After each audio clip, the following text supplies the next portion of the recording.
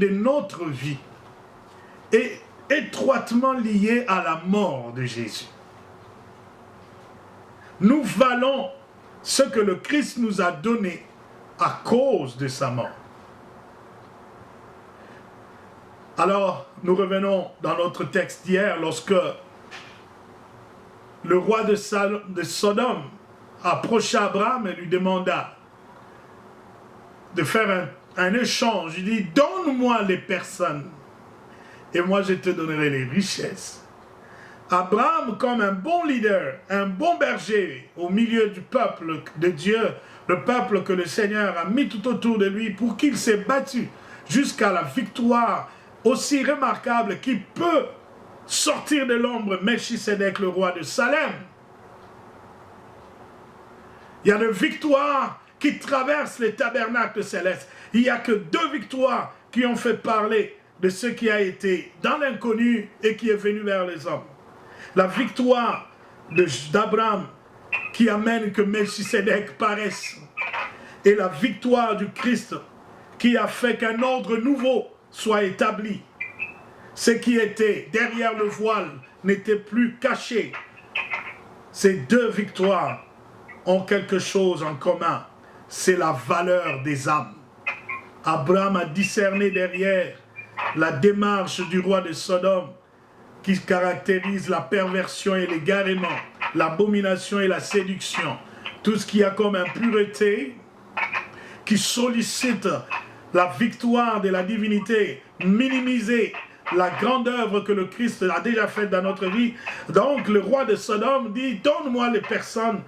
Et Abraham dit, mais non, je ne recevrai rien de toi parce que je connais la valeur de ces hommes. Tout homme de Dieu qui sait que les âmes qui viennent à l'église ne sont pas mes propriétés privées, ne sont pas mes zouaves, ne sont pas des gens qui sont à mon service, il évitera toute forme de compromission, toute forme d'arrangement avec le monde des ténèbres qui compromettrait le salut des âmes.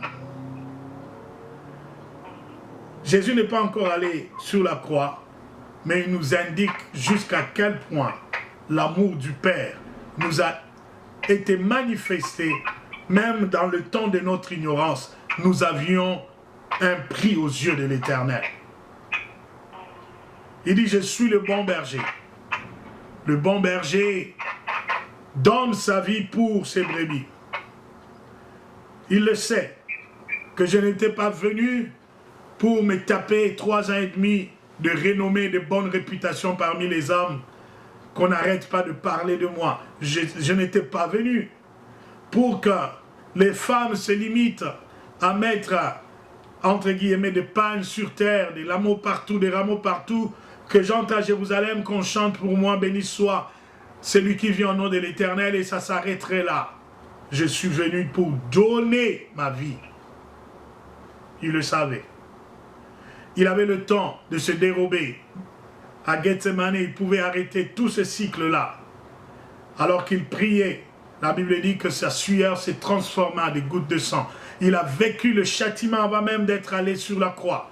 Il a vécu sa mort avant même de l'avoir connue.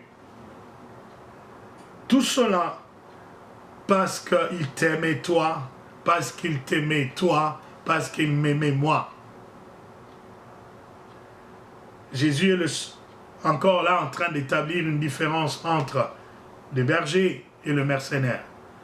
Aujourd'hui, dans l'œuvre de Dieu, il y a beaucoup de mercenaires. De gens qui n'ont point de peine pour les brebis. Dans le fonctionnement, dans l'exercice du ministère, la part des brebis n'est pas là. Mais on voit l'honneur, la gloire, l'élévation, le couronnement. Tout est fait pour que la personne du leader dépasse même l'image du Christ dans l'Église. Il faut sortir de ces choses-là.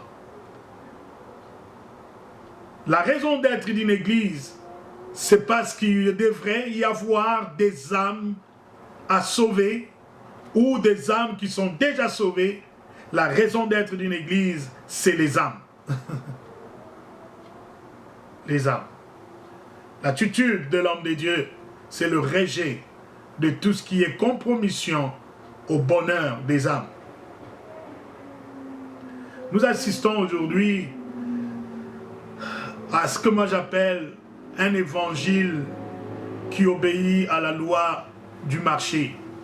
La loi du marché veut dire la loi du donner et du recevoir, de l'offre et de la demande. J'offre en fonction de la demande. Parce que les gens aiment maintenant telle mouvance, alors j'adapte mon ministère par rapport à la mouvance. Parce que tout le monde va au nord, j'adapte mon ministère par rapport au nord. Tu deviendras facilement un mercenaire. Regardez ceci. Nous allons voir dans 1 Corinthiens chapitre 6, le verset 12 à 20, mais moi je prendrai avec vous le verset 20.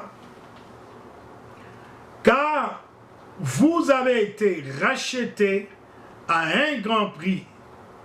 Glorifiez donc Dieu dans votre corps et dans votre esprit qui appartiennent à Dieu.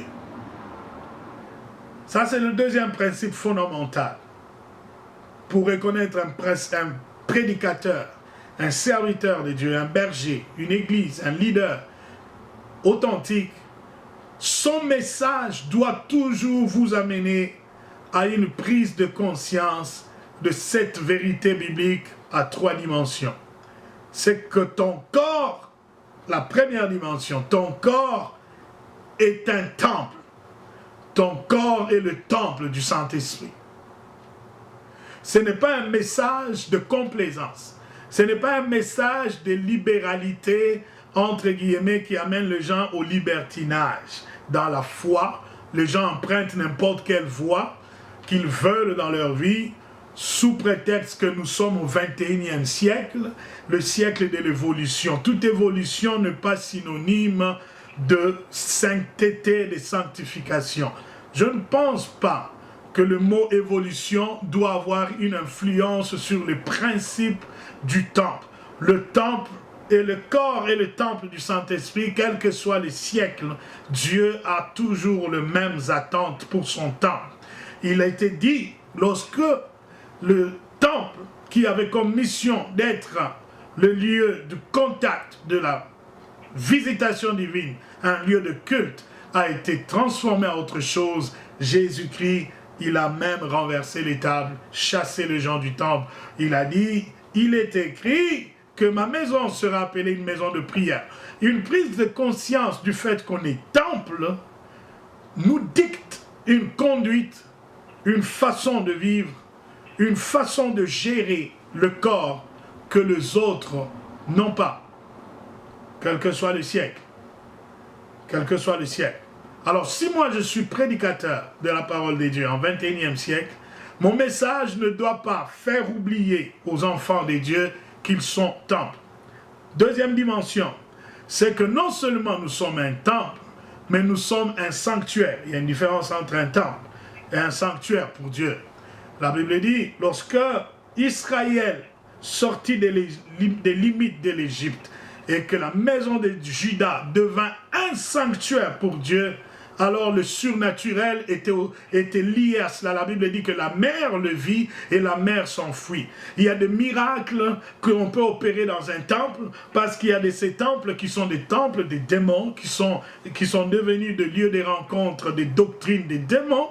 Mais il y a une différence entre un temple et un sanctuaire. Car dans le sanctuaire, tout est fait pour que le nom de l'Éternel soit sanctifié, mis à part, pas mélangé avec d'autres choses. C'est ce que l'apôtre Paul est en train de dire. Car vous avez été rachetés à un grand prix. Donc, mon message doit être de dire aux gens, ne menez pas dans votre vie n'importe comment, car toute personne qui a rencontré Jésus est appelée un racheté. Il y a eu un prix qui a été payé pour que vous soyez affranchis. Votre vie a un prix. Votre âme a un prix. Et ce prix s'appelle Jésus. Troisième dimension de notre être, ce que nous sommes, esprit. Nous ne sommes pas que corps. Nous sommes aussi esprit. C'est dans l'esprit de l'homme que l'esprit divin viendra asseoir le caractère de la divinité pour que la divinité prenne le contrôle de l'âme et du corps matériel. Voilà pourquoi l'apôtre Paul insiste dans la prise de conscience de la valeur du corps. Il y a une conséquence immédiate, c'est que nous ne vivons pas seulement comme corps, mais nous vivons aussi comme esprit. Glorifiez donc Dieu dans votre corps et dans votre esprit qui appartiennent à Dieu. C'est possible que tu aies une relation du corps avec le temple. Tu es dans le temple physiquement. Le corps est dans le corps du Christ physiquement parce que tu connais beaucoup de pasteurs, tu suis beaucoup de prédicateurs sur différentes plateformes. Tu es membre physique d'une église terrestre physique. Mais notre dimension d'existence va au-delà du corps. Tu dois être aussi un esprit qui appartient à Dieu. Et un prédicateur qui connaît ces choses, quand il regarde les membres de son église, il les voit comme des temples vivants, comme des sanctuaires, comme des esprits qui appartiennent à Dieu. Je ne peux pas aller leur raconter des bobards. Je ne peux pas prêcher n'importe quoi devant les gens. Je ne peux pas faire le culte à la légère. Je prépare ma réunion au sérieux. Je prends du temps d'écouter Dieu, car la parole nous dit que le prophète ne parlait pas si cela ne venait pas de Dieu. L'Éternel plaçait les paroles sur sa bouche. Ne viens pas pour faire un espace de temps de dimanche. On vient au culte parce qu'on a des gens qui ont une valeur spirituelle devant le trône de Dieu et nous devons leur amener des richesses célestes comme des bons dispensateurs, des mystères de Dieu. Je ne viens pas prêcher des fables, des racontages. Je ne viens pas raconter aux gens mon passé, mon parcours terrestre et humain sans édification. Je viens dire aux gens les richesses célestes parce que dès lors qu'ils sont rachetés, ils sont devenus citoyens célestes et ainsi dans leur gène.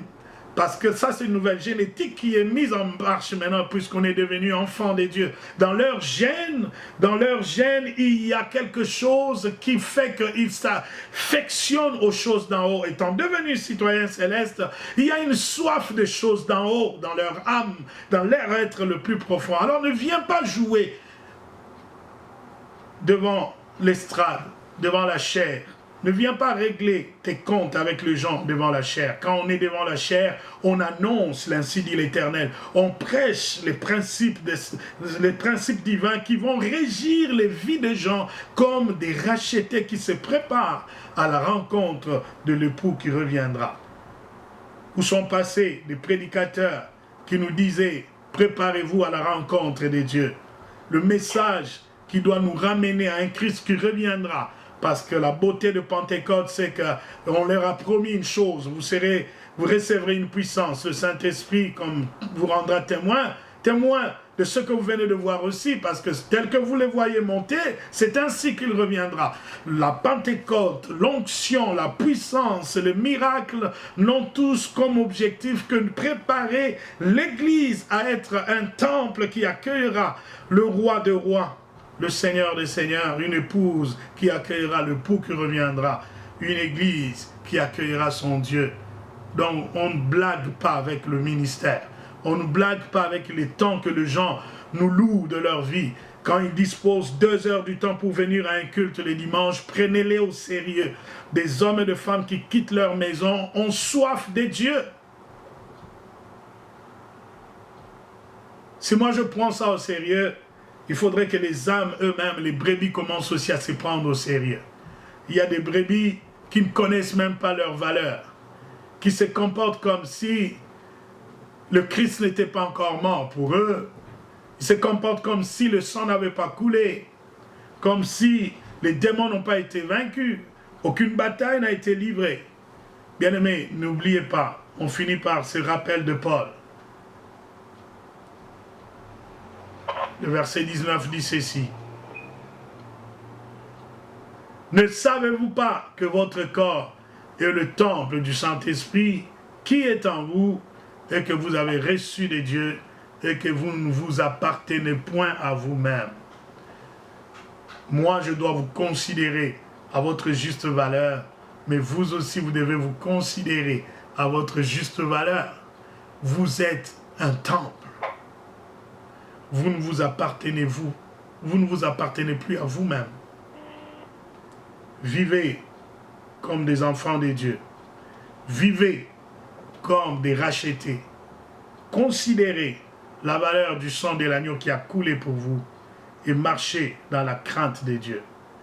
Nous voulons prier. Saint-Esprit, je parle à mon cœur et au cœur de quelqu'un ce soir. Saint-Esprit, je dis, éveille notre conscience. Réveille-nous à savoir que nous sommes un sanctuaire. Nous sommes un temple. Nous sommes un peuple qui a été acquis au prix de la vie d'un Dieu. Le Christ s'est donné pour nous.